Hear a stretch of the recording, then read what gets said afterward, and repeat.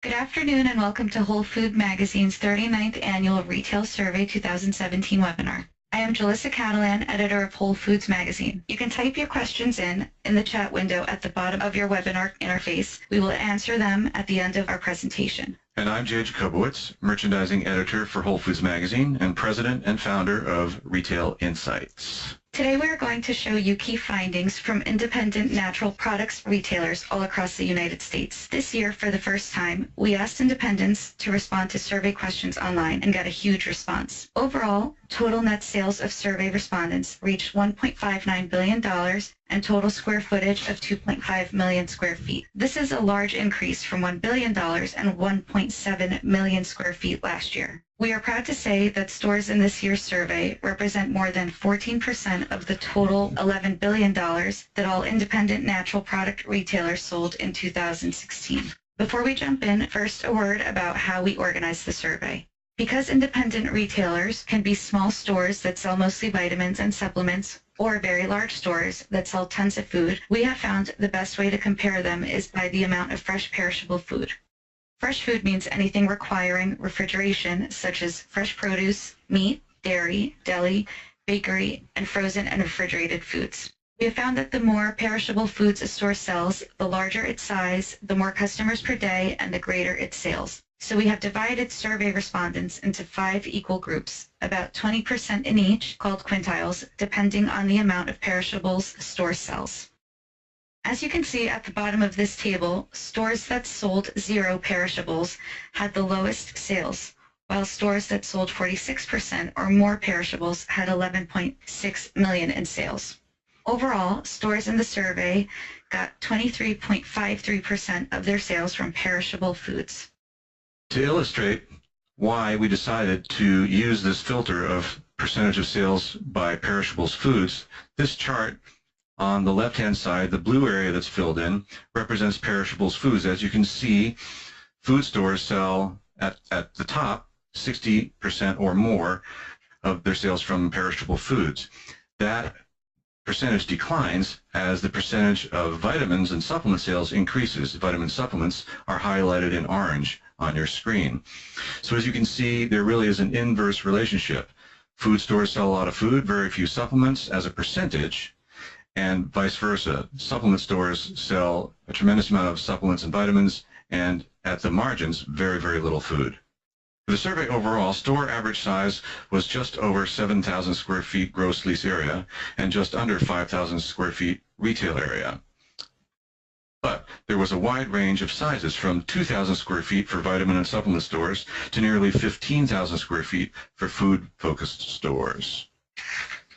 Stores that sold the most food used 1/3 of their space for backroom support area and 2/3, or 67.63%, for their retail area. And stores that sold mostly vitamins had smaller backrooms, just 20%, while 80% of the area was devoted to retail.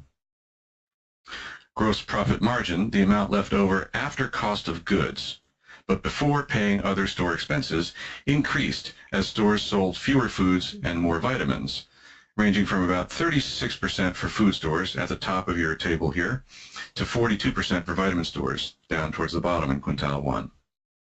Most stores spent between 32% and 34% to run their entire operations, leaving net profits running between roughly 3% to 8%. And as you can see here, food stores have a smaller percentage of net profits, 3.53%, while vitamin supplement stores down at the bottom have the largest net profit percentage, 7.87%. However, cast your eye on the dollar column. Even though large food stores have a smaller percentage of net profits, they actually bring in $410,000 in net profit dollars, whereas vitamin stores, down again at the bottom on quintile 1, even though they have 7.87% net profit, that only represents $52,000. Looking at non-perishables, all the things that don't require refrigeration in the stores, we see the relationship is reversed. The large food stores sell 6.85% of supplements, and down at the bottom, quintile 1, 3 out of $4 are vitamin and supplement sales. However, again, the actual number of dollars being delivered, food stores sell $796,000 worth of supplements, whereas Vitamin stores, exclusive vitamin stores, sell just $507,000. Health and beauty aids are more evenly distributed, with all store types selling between 4 and 11% health and beauty aids. And packaged dry foods, those things that don't require refrigeration, also are more or less evenly distributed between all 5 store types. Bulk foods, everyone again is selling some of these bulk foods, under 10% for all store types.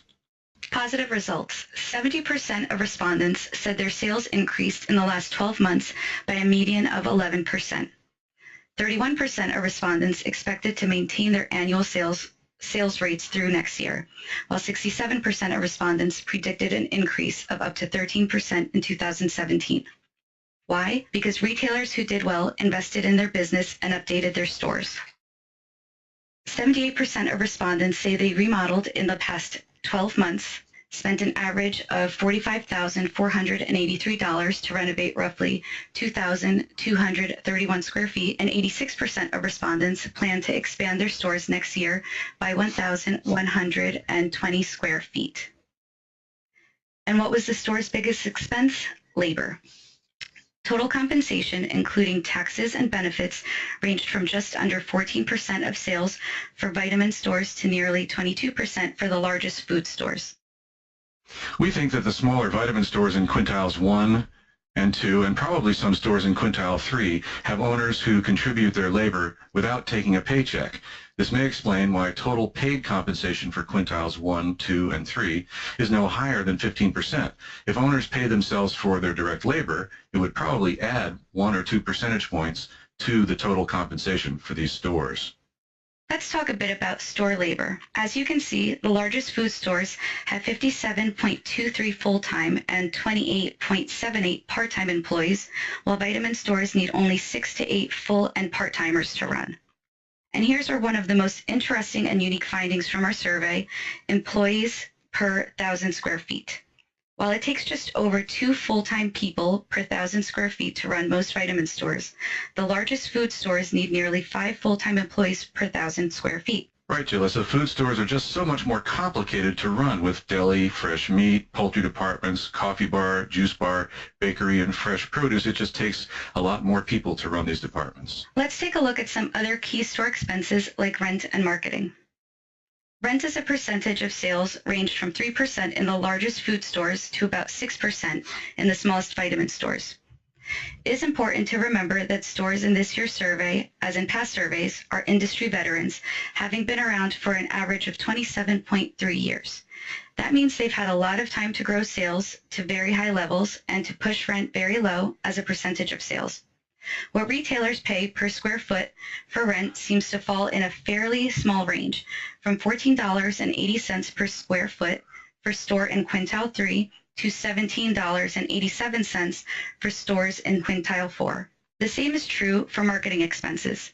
Because stores in the survey have been around for decades and are very well known in their communities, marketing expenses as a percentage of sales are less than 1%. Still, this means that even the smallest stores are spending about $400 per month on marketing, while the largest food stores spend nearly $4,000 per month. And it's fascinating to me that radio, TV, and direct mail still control the vast majority of marketing spending across all store types, from small vitamin stores to the largest food stores. But stores are investing more in social media, online ads, websites, than in the yellow pages. Certainly, this is a sign of the changing times as the world moves to digital communication. Let's talk about store productivity. Customers per day really show the difference between vitamin stores and food stores.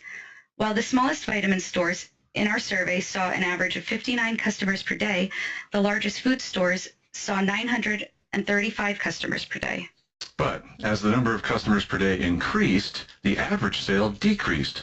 Small vitamin stores had a hefty $44.90 average sale, while the largest food stores rang in $32.89 per customer. And here's one of the most telling numbers in the entire survey: inventory turns. Inventory turns is the number of times a store will sell through its entire inventory value per year. Think about it.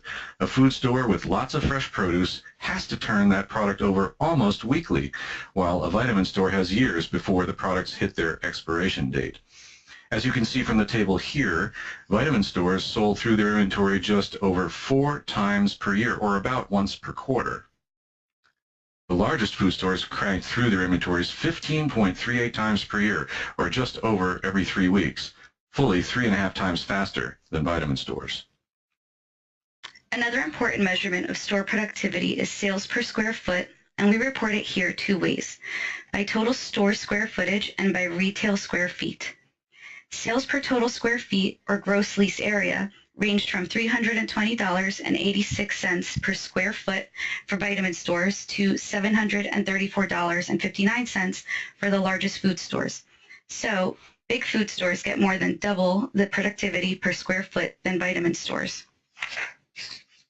And for our survey overall, average sales per gross lease area square foot were $628.76. That's 10% stronger than the $572 per square foot for natural products retail industry overall, as we'll see shortly in the Retail Insights 2017 Retail Universe. As we wrap up our survey report, let's take a closer look at how perishable sales break down by store type. Here we see the percentage of perishable sales for each of the 5 groups or quintiles. Notice that vitamin stores in quintiles 1 and 2 sell very few fresh perishables, 0% or 5.61%. Contrast this with food stores in quintiles 4 and 5. They sell 42.34% and 60.4% perishables, or 8 to 10 times more fresh foods than the vitamin stores. Yes, and here's where you can really see the breakpoint between stores just getting into the fresh food business in quintile 3 and stores fully committed in perishables beginning in quintile 4. Right, Jalissa. Just take a look at the gap between the percentage of sales for all perishables between stores in quintile 3 and quintile 4. For all perishables, quintile 3 gets 18.94% of sales, while quintile 4 gets more than double, 42.34%.